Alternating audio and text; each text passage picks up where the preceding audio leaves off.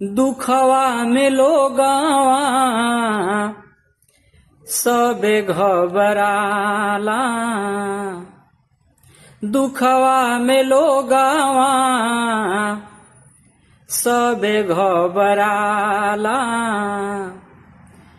समय होला कबो आवेला कबो जाला।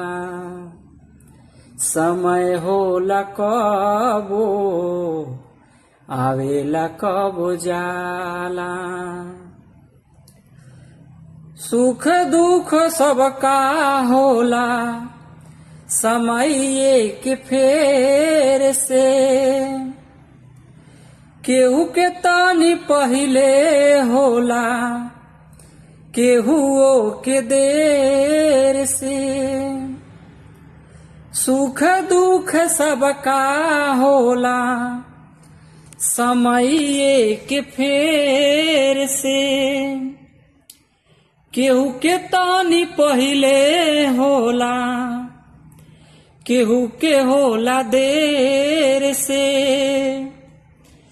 केहू के कम केहू के अधिका बुझाला। समय होला कबो आवेला कबो जाला। समय होला कबो आवेला कबो जाला।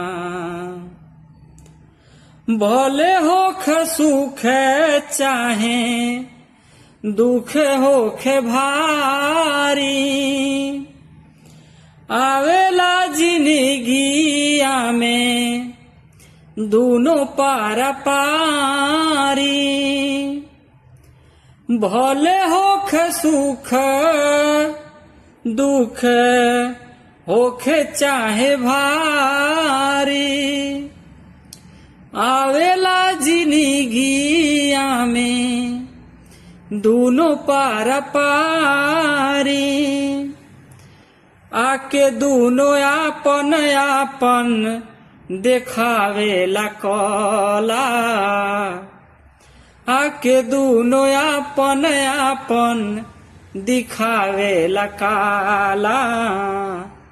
समय होला कबो आवेला कबो जाला।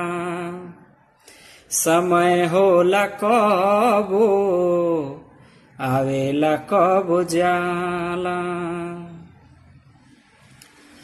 सुख चाहे दुख होखे हरदम न रहेला।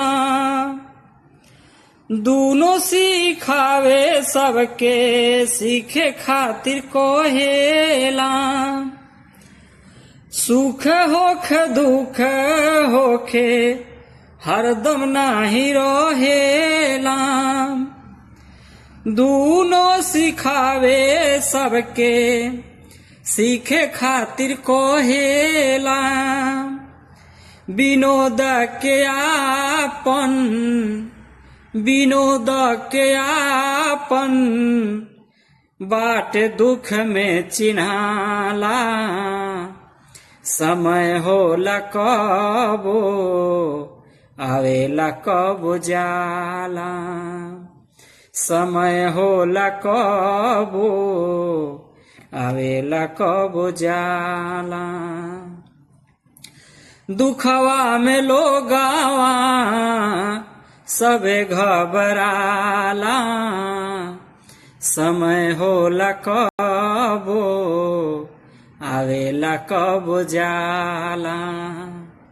समय होला कबो आवेला कबो जाला।